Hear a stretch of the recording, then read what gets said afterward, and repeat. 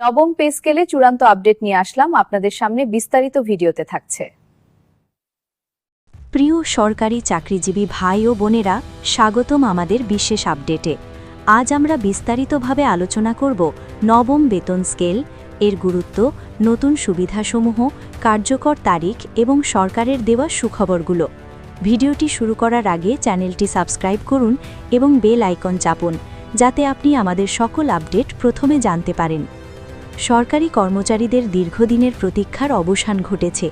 দীর্ঘ সময় ধরে সরকারি চাকরিজীবীরা একটি সুবিন্যস্ত বেতন কাঠামোর জন্য অপেক্ষা করছিলেন এবং আজ সেই দিন এসেছে। নবম বেতন স্কেল প্রবর্তনের মাধ্যমে সরকারি চাকরিজীবীদের বেতন, সুবিধা এবং আর্থিক নিরাপত্তার মান ড্রামাটিক্যালি বৃদ্ধি পাবে। নবম বেতন স্কেলের অধীনে বেসিক বেতন ৩২,০০০ টাকা থেকে শুরু হচ্ছে। এটি নতুন যুগের সরকারি চাকরি ও কর্মকর্তাদের জন্য একটি বড় পরিবর্তন। এই স্কেলে মোট ১৪ গ্রেড নির্ধারণ করা হয়েছে, যা বিভিন্ন পদ ও দায়িত্বের সঙ্গে মানানসই। উচ্চ পদে থাকা কর্মকর্তা থেকে শুরু করে সাধারণ কর্মচারী পর্যন্ত সবাই এই কাঠামোর সুবিধা পাবেন। গ্রেড অনুযায়ী বেতন অনুপাতও নির্ধারণ করা হয়েছে। কর্মচারীদের জন্য বেতন অনুপাত 1:5 আর কর্মকর্তাদের জন্য 1:7। এর ফলে বেতন কাঠামোতে সমতা বজায় থাকবে, অভ্যন্তরীণ বৈষম্য কমবে এবং বেতন কাঠামোর মধ্যে স্বচ্ছতা নিশ্চিত হবে।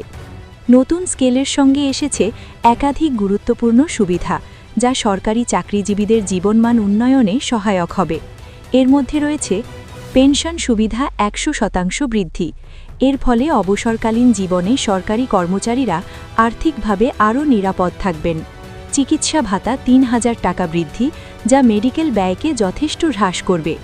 বাড়ি ভাড়া ভাতা ৭৫% বৃদ্ধি, যা চাকরিজীবীদের দৈনন্দিন জীবনে বড় ধরনের আর্থিক সহায়তা প্রদান করবে। নবম বেতন স্কেল ১ জানুয়ারি থেকে কার্যকর হবে, অর্থাৎ নতুন বছর শুরুতেই সরকারি চাকরিজীবীরা নতুন বেতন কাঠামো অনুযায়ী বেতন পাবেন। সম্প্রতি প্রকাশিত গেজেট অনুযায়ী সকল প্রয়োজনীয় পদক্ষেপ সম্পন্ন হয়েছে। সরকারি চাকরিজীবীদের দীর্ঘদিনের প্রতীক্ষা শেষ হয়েছে এবং এটি দেশের প্রশাসনিক ইতিহাসেও একটি গুরুত্বপূর্ণ মুহূর্ত। আজ প্রধান উপদেষ্টা ৪টি সুখবর ঘোষণা করেছেন। নবম বেতন স্কেল কার্যকর, পেনশন সুবিধা ১০০% বৃদ্ধি, চিকিৎসা ভাতা বৃদ্ধি, বাড়ি ভাড়া ভাতা বৃদ্ধি। এই পরিবর্তনগুলো শুধু আর্থিক সুবিধাই নয়, সরকারি চাকরিজীবীদের মানসিক ও সামাজিক নিরাপত্তা নিশ্চিত করবে। নতুন স্কেল সরকারি চাকরিজীবীদের জন্য একটি নতুন যুগের সূচনা। এটি তাদের চাকরির প্রতি উৎসাহ বৃদ্ধি করবে, কাজের মান উন্নয়নে প্রভাব ফেলবে এবং পরিবারের জীবনমান উন্নত করবে। নবম বেতন স্কেল সংক্রান্ত আরও গুরুত্বপূর্ণ দিকগুলি হল: সরকারি কর্মচারীদের বেতন বৃদ্ধি শুধু বেসিকেই নয়, অন্যান্য ভাতা ও সুবিধাতেও প্রযোজ্য। এই নতুন স্কেল বাস্তবায়নের ফলে চাকরিজীবীরা আর্থিকভাবে আরও আত্মনির্ভরশীল হবেন।